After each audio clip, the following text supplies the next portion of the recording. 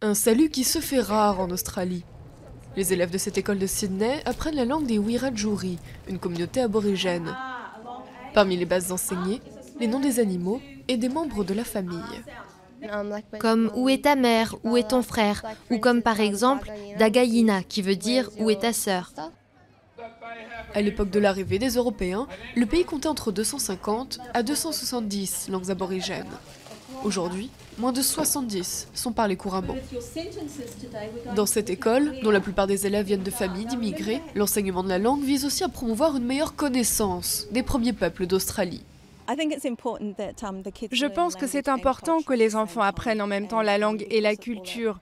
Et parce que la plupart de mes élèves ne sont pas des aborigènes, nous étudions les cultures dans toute l'Australie. Nous étudions leur diversité.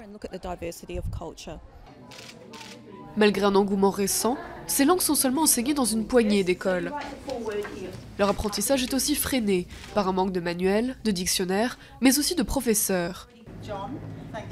À l'université de Sydney, ces étudiants sont inscrits en master d'enseignement des langues indigènes.